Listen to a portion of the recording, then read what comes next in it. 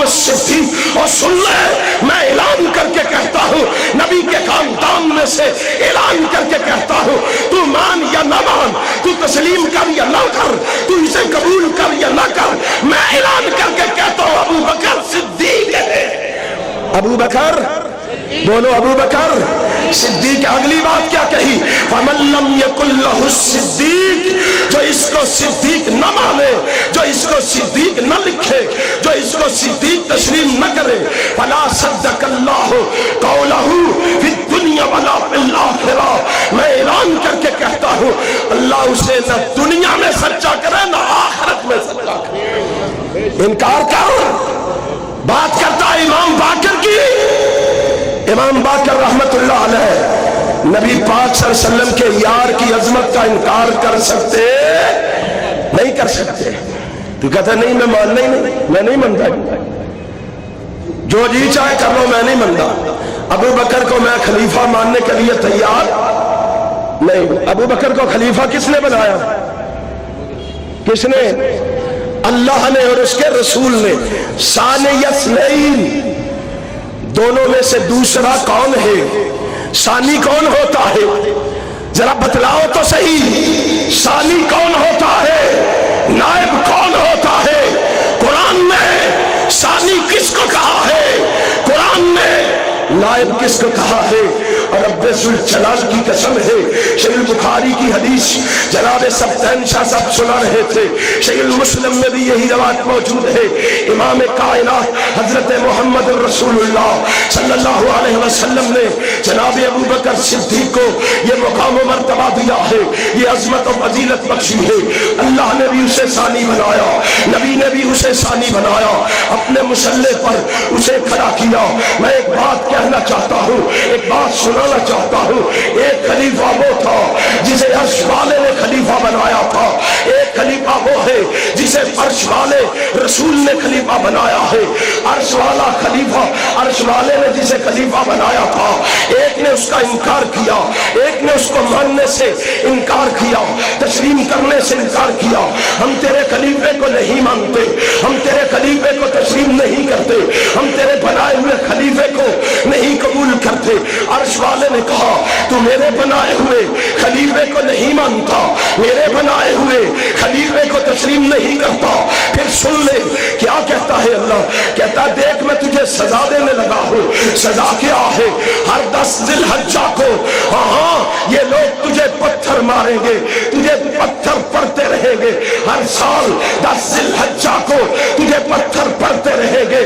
جس نے رب کے بنائے ہوئے خلیفے کا انکار کیا اس کو ہر ذی الحجہ کی 10 تاریخ کو پتھر پڑتے ہیں۔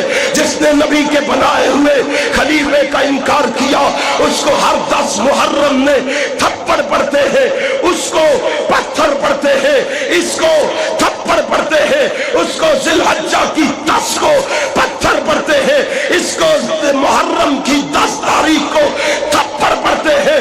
جب تک صدیق کی خلافت کو نہیں مانے گا، صدیق کی امامت کو نہیں مانے گا، صدیق کی صداقت کو نہیں مانے گا، صدیق کی عظمت کو نہیں مانے گا، صدیق کی لباس کو نہیں مانے گا، صدیق کی معرفت کو نہیں مانے گا، تجھے تھپڑ پڑتے رہیں گے۔ بولو تجھے تھپڑ۔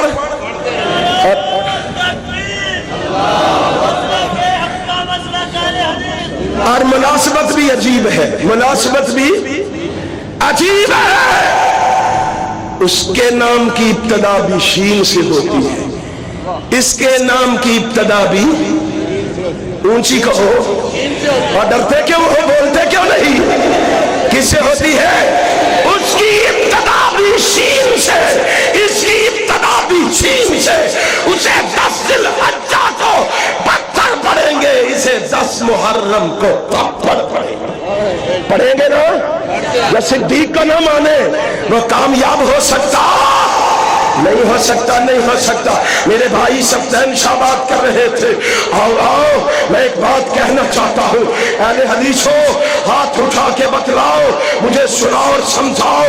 میں تمہاری وساطت سے شباز شریف کو کہنا چاہتا ہوں، نواز شریف کو کہنا چاہتا ہوں، مسلم لیگ حکومت کو کہنا چاہتا ہوں، ہمارا مطالبہ یہ ہے کہ ان جلوسوں پر پابندی لگائی جائے۔ اونچی ہاتھ کھڑے کر کے کہو بتلاؤ ان جلوسوں پر، اور اونچی کہو ان جلوسوں پر پابندی لگائی جائے، پابندی۔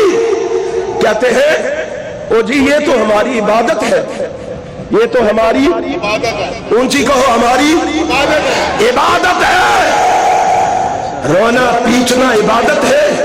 جاؤ، میں نہیں تمہیں کہتا صحیح بخاری سے ثابت کرو، میں نہیں تمہیں کہتا صحیح مسلم سے ثابت کرو، میں نہیں تمہیں کہتا ابن ماجہ ترمذی نسائی ابو داؤد سے ثابت کرو، میں نہیں تمہیں کہتا اہل حدیث علماء سے ثابت کرو، میں نہیں تمہیں کہتا حنفی علماء سے ثابت کرواؤ، میں نہیں تمہیں کہتا بریلوی مکاتب فکر کے مفتیوں سے ثابت کرواؤ۔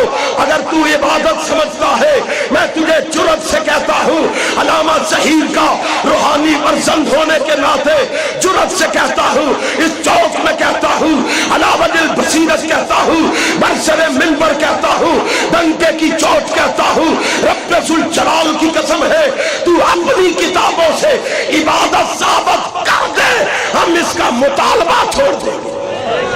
اپنی کتابوں سے عبادت ثابت کر دے، ماتم ثابت کر دے، اپنی عبادت اپنی کتابوں سے۔ یقین نہ آئے آج میرا عنوان نہیں، میں تجھے نہج البلاغہ سے ثابت کرتا، میں قرآنی کی اصول کافی سے ثابت کرتا، میں تجھے من لا یحضرہ الفقیہ سے ثابت کرتا۔ ماتم کرنا حرام ہے، تعزیے نکالنا اسلام سے خارج ہونے کی علامت ہے۔ عبادت ہے تو اپنے معبد خانوں میں کرو، اپنے معبد خانوں میں کرو۔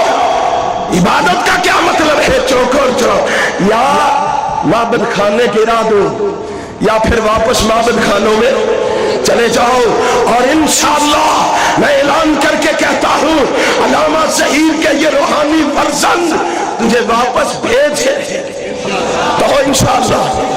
اور جوانوں بولو واپس لٹا کے رہیں گے، محمد کے صحابہ کی عظمت کا پرچم لہرا کے رہیں گے۔ لہراؤ گے؟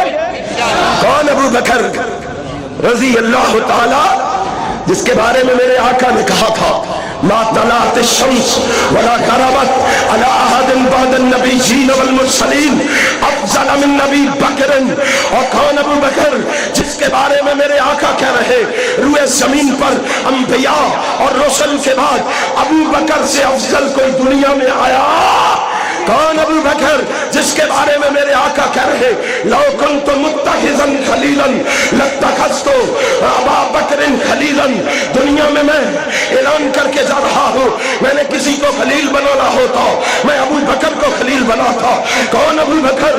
جس کے بارے میں میرے آقا فرما رہے ہیں، آقا کائنات کہہ رہے ہیں فرما انت صاحبی علی الحوض و صاحبی فی الغار۔ اور لوگوں میرا ابو بکر صرف میری غار کا ساتھی نہیں بلکہ ابو بکر تو میرے حوض کوثر کا بھی ساتھی ہے۔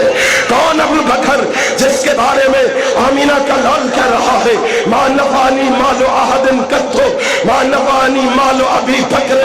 اور میرے ابو بکر کا مال وہ ہے جس نے مجھے بڑا فائدہ دیا ہے، باقی تمام لوگوں کے مالوں سے زیادہ ابو بکر کے مال نے فائدہ دیا ہے۔ کون ابو بکر؟ جس کے بارے میں نبی نے کہا تھا المستدرک حاکم میں ہے ابو بکر عتیق اللہ من النار۔ لوگوں میرا ابو بکر وہ ہے جسے اللہ نے جہنم کی آگ سے آزاد فرما دیا ہے۔ اور کون ابو بکر؟ جس کے بارے میں میرے آقا نے کہا جب جنت کے 8 دروازوں کے بارے میں سوال ہوا جواب ملا نعم ارجو ان تکونوا منہم یا ابا بکر۔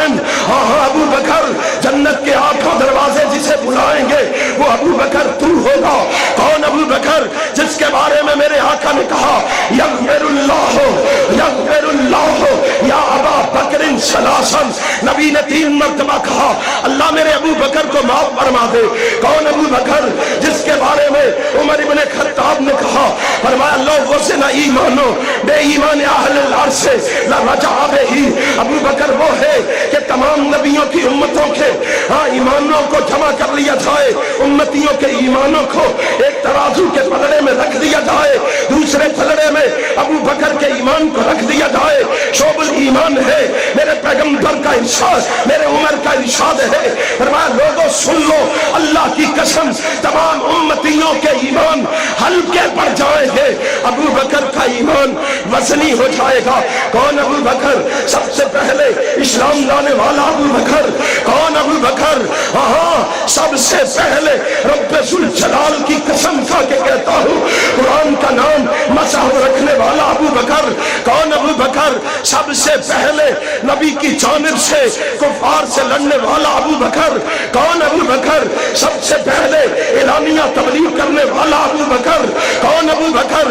سب سے پہلے میدان جنگ میں حاضر ہونے والا ابو بکر۔ کون ابو بکر؟ نبی کے اشارے پر سارا مال لٹا دینے والا ابو بکر۔ کون ابو بکر؟ اور نبی کائنات جناب محمد کے مسلح پر سب سے پہلے امامت کے فرائض سر انجام دینے والا ابو بکر۔ کون ابو بکر؟ سب سے زیادہ غریبوں مسکینوں کا خیال رکھنے والا ابو بکر۔ کون ابو بکر؟ سب سے زیادہ بیمار پرشوں کی بیمار پرشیاں کرنے والا ابو بکر۔ کون ابو بکر؟ سب سے زیادہ عبادت گزار ابو بکر۔ کون ابو بکر؟ اور سب سے پہلے صدیق کا لقب پانے والا ابو بکر۔ کون ابو بکر؟ سب سے پہلے عتیق کا احساس پانے والا ابو بکر۔ کون ابو بکر؟ سب سے پہلے خلیفہ راشد بننے والا ابو بکر۔ کون ابو بکر؟ رونے والے، پیٹنے والے، شور مچانے والے، واویلا کرنے والے سن لے۔